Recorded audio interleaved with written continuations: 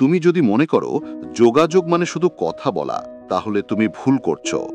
যোগাযোগ হলো প্রভাব তৈরির ক্ষমতা। আর আজকের ভিডিওতে তুমি শিখবে এমন 7টি শক্তিশালী কৌশল যা তোমাকে একজন সাধারণ বক্তা থেকে একজন প্রো লেভেল কমিউনিকেটর বানিয়ে দেবে। 1. 3P rule. Pause, pace, pitch. অনেকেই ঠিকভাবে কথা বলতে পারে না, কারণ তারা নিজের কণ্ঠকে নিয়ন্ত্রণ করতে জানে না। 3P হল যোগাযোগের গোপন অস্ত্র। পজ, কথা বলার মাঝে হিসেবে বিরতি দাও। পেস, কথার গতি কখন ধীর কখন দ্রুত হবে তা নিয়ন্ত্রণ করো। পিচ, কণ্ঠের উঁচু নিচু ব্যবহার করো যাতে মনোটোন না শোনায়। একজন দক্ষ বক্তা নিজের কণ্ঠের মাধ্যমে বার্তা, অনুভূতি আর কর্তৃত্ব সবকিছু নিয়ন্ত্রণ করে। 2. সহানুভূতি। যোগাযোগ শুধু কি বলছো তা নয়, সামনের মানুষ কি অনুভব করছে সেটাও বুঝতে পারা, এটাই সহানুভূতি। যখন তুমি অন্যের অনুভূতির জায়গা বোঝো, তখন সে তোমাকে বিশ্বাস করে, তোমার কথা মন দিয়ে শোনে, আর তোমার প্রভাবও বাড়ে। 3. ভয়েস মডুলেশন ও টোন।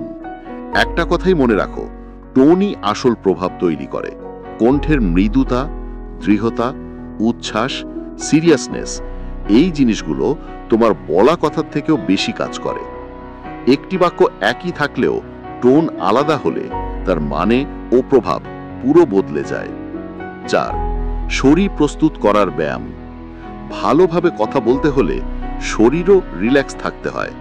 3টে ছোট ব্যায়াম করলেই কণ্ঠ আরও পরিষ্কার হয়।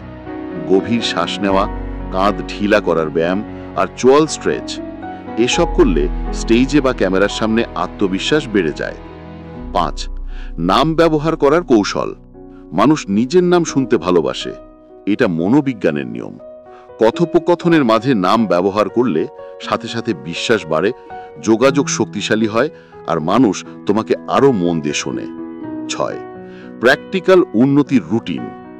প্রতিদিন কয়েকটি ছোট অভ্যাস তোমাকে দ্রুত উন্নতি করতে সাহায্য করবে। আয়নার সামনে 2 মিনিট কথা বলা, প্রতিদিন একটি অনুচ্ছেদ জোরে পড়ে অনুশীলন, নিজের কণ্ঠ রেকর্ড করে বিশ্লেষণ করা। যত বেশি অনুশীলন তত বেশি আত্মবিশ্বাস। 7.